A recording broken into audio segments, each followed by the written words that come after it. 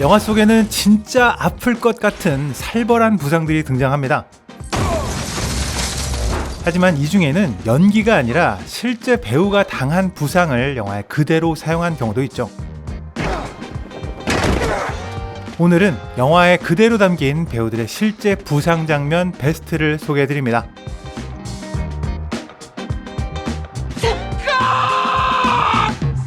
베트남 전쟁의 참상을 다룬 대표작 1979년 지옥의 묵시록은 한 호텔방에서 다음 임무를 기다리는 주인공의 독백으로 시작됩니다. Shit. I'm still only in Saigon. 주인공을 연기한 마틴 쉰은 보다 현실적인 연기를 위해서 실제로 술을 마시고 많이 취한 상태에서 연기를 했다고 하는데요. 그러다가 원래 대본에는 없었던 거울을 깨는 연기가 등장했고 깨진 거울에 오른손을 크게 다치게 됩니다. 감독은 당장 컷을 외치고 치료를 위해 촬영을 중단하려 했지만 마틴 쉰 본인이 계속 연기를 하게 해달라고 감독에게 사정을 했습니다. 결국 배우의 끈질긴 설득에 의료진이 대기한 상태로 촬영은 이어졌고 이렇게 촬영된 장면이 영화의 최종 버전에 그대로 사용되었습니다. 그래서 지금 보시는 침대 시트와 몸에 묻은 피 그리고 손에서 흘러내리는 피까지 모두 마틴 쉰의 실제 피였다고 합니다. 이보다 조금 더 심각한 사례가 있었는데요. 사고와 범죄를 촬영하는 통신원들의 이야기를 그린 2014년 나이트크롤러에서 주인공을 연기한 제이크 질레날이 분에 못 이겨서 거울을 보며 소리를 지르는 장면이 있었습니다. 이 장면에 임팩트를 더하기 위해서 거울을 열었다 닫는 설정을 즉흥적으로 연기했는데요. 이 과정에서 거울이 깨지고 말았습니다. 거울 조각이 떨어지면서 손에 큰 상처를 입혔지만 연기에 몰입한 배우는 이를 알지 못했다고 하는데요. 잘 보시면 뒤돌아가는 그의 얼굴이 손 쪽을 보는 듯한 모습으로 마무리됩니다. 이제서야 뭔가 이상한 걸 눈치챘던 거죠. I looked at myself and I was doing something and I started screaming in the mirror and then I hit the mirror and hit it again and then it broke. And it cut my hand. I had no idea that was going to happen. 깨진 거울이 손목의 동맥 근처를 심각하게 절단하면서 4시간의 응급수술 끝에 46바늘을 꿰매야 했습니다. 이 영화를 위해서 10kg을 감량할 정도로 엄청난 열의를 보였던 제이크 질레날은 병원에 만류에도 불구하고 수술 후 6시간 만에 퇴원해서 다음 촬영을 이어갔다고 합니다.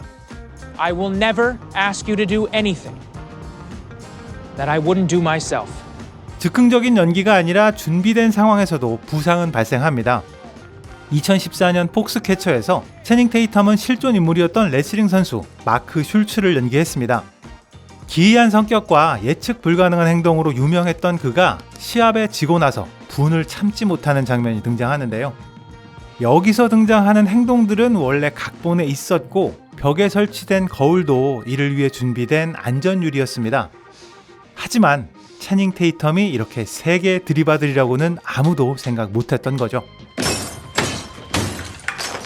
채닝 테이텀은 나무로 만들어진 세트 벽이 5cm 이상 파여 들어갈 만큼 세게 3번이나 들이받았고 이 과정에서 이마에 파편이 박혀서 실제로 피가 흘러내렸습니다.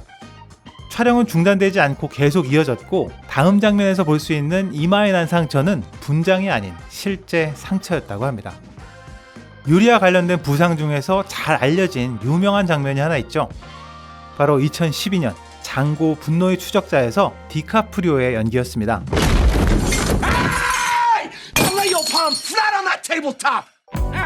정말 말로는 형언할 수 없는 파렴치 개 나쁜 새끼로 나오는 디카프리오는 노예값을 흥정하는 과정에서 분을 참지 못하고 식탁을 내려치는데요.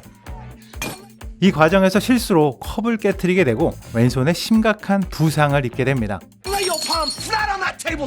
하지만 피가 철철 흐르는 상태로 디카프리오는 연기를 계속 이어갔고 지금 보시는 이 눈빛은 흐르는 피를 발견하고 놀라는 실제 표정이었습니다. That was the fun part, is watching their reactions. Honestly, because boom, it happened, and then I opened my hand, and then blood starts pouring everywhere, and I saw Jamie go, yeah, like this, and Quentin like had his hands goes. 촬영을 하던 감독과 다른 배우들 모두 상당히 놀란 상태였지만 연기를 이어가는 디카프리오에게 맞춰갈 수밖에 없는 상황이었는데요. 디카프리오는 심지어 손에 박힌 유리를 빼내는 동작을 즉흥적으로 추가하면서 무사히 씬을 마무리했습니다.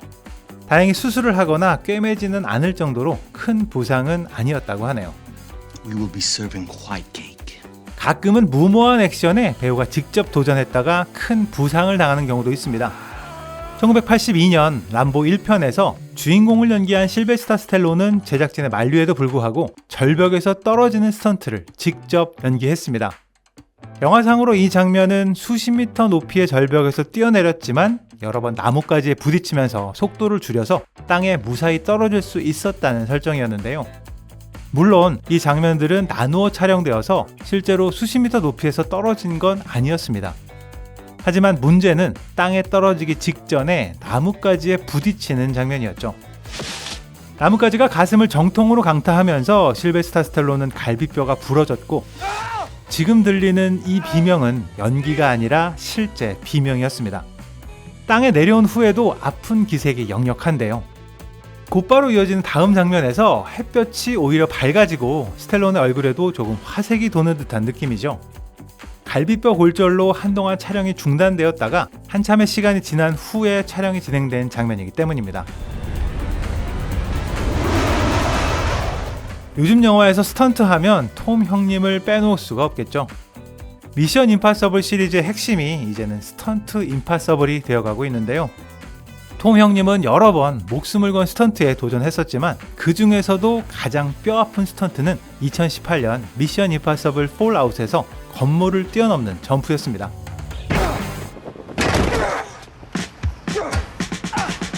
그런데 어디가 다쳤는지 잘 보이지는 않죠? 그럼 영화 장면 말고 실제 촬영된 비하인드 장면을 다시 한번 보시겠습니다. 여전히 잘 보이진 않는데요. 그럼 뒤에서 찍은 장면 말고 옆에서 찍은 앵글을 슬로우 모션으로 다시 한번 보시겠습니다. 이렇게 점프를 해서 날아와서 잘 보시면 오른발이 이게 뭔가 제대로 된 각도로 보이진 않죠. 앞에서 찍은 카메라로 보시면 반대편 벽에 매달리자마자 엄청나게 아파하는 톰 크루즈의 얼굴이 그대로 나타납니다. 하지만 역시 진정한 배우 톰 크루즈는 이 고통을 참고 절뚝거리면서 장면을 마무리하죠. 이 장면은 영화에 실제로 사용되었고요. 톰 크루즈는 곧바로 병원으로 이송됐고 오른쪽 발목 골절로 2달 동안 병원 신세를 져야만 했습니다. 마지막은 정말 상상을 초월하는 고통의 장면입니다. 노약자와 임산부, 심장이 약하신 분들은 시청에 주의를 당부드립니다.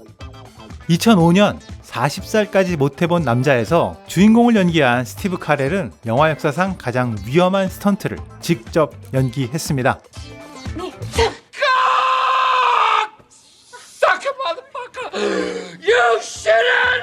40세 못소린 주인공이 훗남으로 거듭나기 위해서 왁싱을 하는 장면인데요.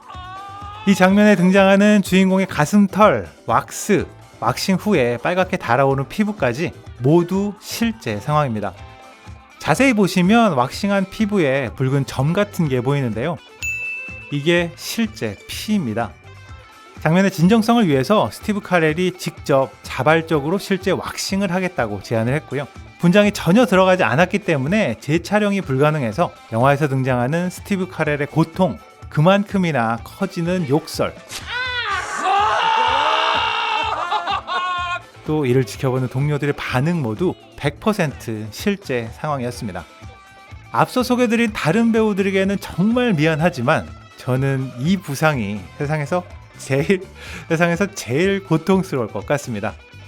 지금까지 빨간 도깨비였습니다. ¿Cómo se llama? ¡No! ¡Kelly Clarkson!